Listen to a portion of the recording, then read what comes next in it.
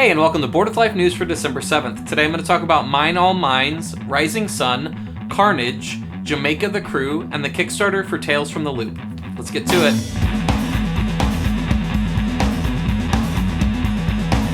Hey, I'm Chris. Welcome to Board with Life News. Next week, keep an eye out. I'm going to be doing my 4th annual Stocking Stuffer Gift Guide, where I tell you the best kind of small games that are inexpensive to get for the gamers in your life.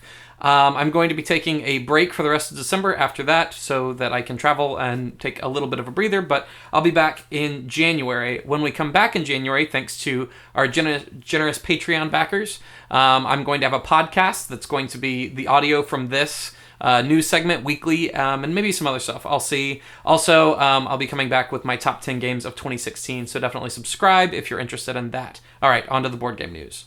IDW Games announced Mine All Mines, which is a game that sees you as dwarves mining for gems. You're trying to then create jewelry and complete contracts and such.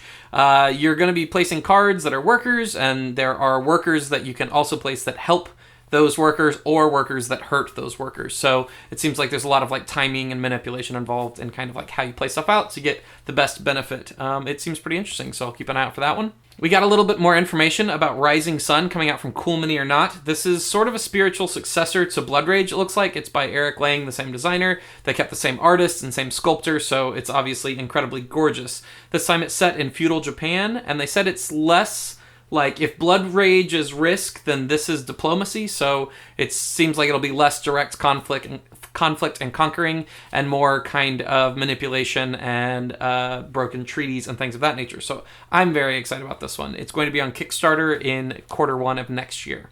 Asmodee showed us a little bit of their new upcoming game, Carnage. This is a card game where you take on the roles of dwarves, orcs, goblins, and humans.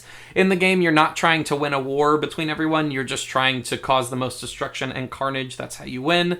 It looks like a silly, lightish game. The art's really fun, so that's nice. And it is going to be coming out Q1 of 2017. In a little bit of surprise news, we got a preview of Jamaica The Crew, which is going to be an expansion for the game Jamaica that came out about 10 years ago. So it's kind of interesting. It was a big hit back then, but it's interesting to see it get an expansion now. It was one of Bruno Cathala's kind of earliest hits that sort of put him on the map as a designer to watch. In it, you're going to have a set of different characters that you can hire that give you special powers, but the characters take up room in your ship that would normally be used for cargo, so you got to weigh those balances and stuff. Definitely interesting. It's interesting to see this game get a little bit of new life 10 years later. This week's Kickstarter is Tales from the Loop. This is a role-playing game that might appeal to people that really like the game Scythe. Not so much because of the content, but because of the artwork. While it is a different artist than the one who did Scythe, it's the same sort of feel and look to the art, where Scythe is kind of a different alternate Russia with mechs. This is like an alternate 80s, like Stranger Things or E.T., where there's mechs and weird corporations, and it's very, very evocative, very, very beautiful art. It's based on the mechanics from Mutant Year Zero, which was a well-reviewed RPG a couple years back. The core rulebook is going to cost you about $40. There's some exchange rate stuff, so it's somewhere between $35 and $40. So definitely back that if that sounds interesting to you. All right, that's the news for this week. Thanks so much for tuning in. Make sure you subscribe to this page. Follow me on social media. I'm at Chris Bryan Games on Instagram and Twitter. And I run a Patreon, so if you like what I do here, go check that out, and maybe there's something that you'd be interested in the reward levels there. As I said at the beginning of the show, I'm going to take a break after I do this top 10 Stocking Stuffer gift guide game thing next week. I'm going to take a break for the rest of the month, but then I will be back in January, so definitely subscribe so that you don't miss out when I come back.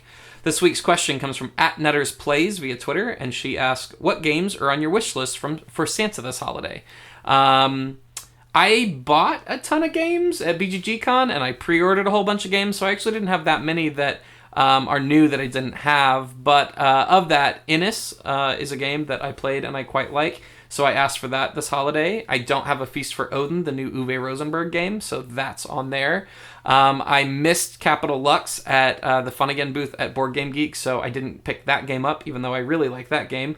And spoiler alert, it'll probably be on my Stocking Stuffer gift guide. So that one. Let's see what else. Insider, one of the new Oink games that's kind of like Werewolf meets 20 Questions that I talked about on my top 10 games at Board Game Geek Con 2016 video a couple weeks back. So yeah, I think that's about all the new games that I'm interested in that I haven't either already purchased or pre-ordered. So yeah, great question. Thanks for tuning in, and I will see you guys in about a month.